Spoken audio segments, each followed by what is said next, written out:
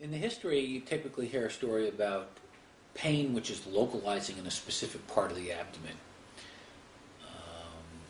Pain can be disseminated and be concerning for a surgical abdomen. It's not just the history, but really more importantly the physical exam. It's the signs of what surgeons refer to as peritonitis, the signs of inflammation of the peritoneal cavity, which are most concerning for a surgical abdomen. So if the pain was acute and localized, it's a little bit of a red flag. Correct. That is, for example, localized pain in the right lower quadrant is concerning for appendicitis.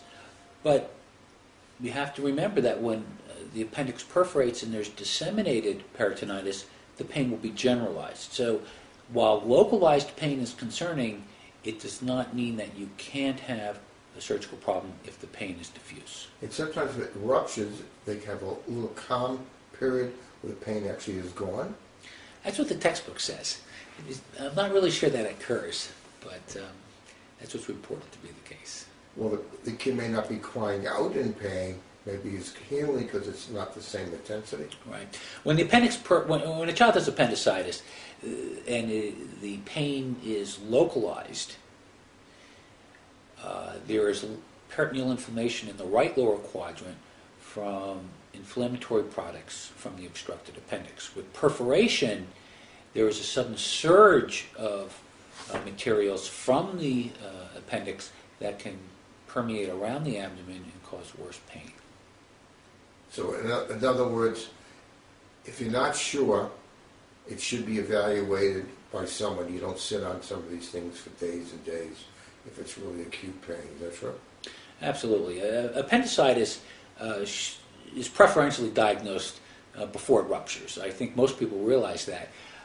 The appendix will typically progress to perforation within 48 to 72 hours. The treatment of appendicitis has been turned on its head in the last 15 to 20 years. While everybody understands that appendicitis typically requires surgery, it's the timing of surgery which has changed. Most surgeons agree that acute appendicitis, in which the surgeon doesn't think the appendix is ruptured, that should be operated on in a timely fashion. If the appendix is perforated, however, and that perforation is contained in a loculated pocket, a lot of surgeons feel that you're better off leaving it alone and treating with antibiotics.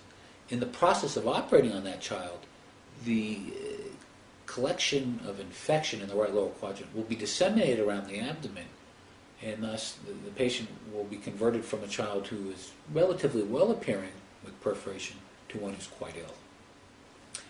The hope is that you don't have to operate. You have to continually reassess the patient on a daily basis to make sure that they are improving. If the child does not get better on non-operative management with intravenous antibiotics, then surgery may in fact be indicated.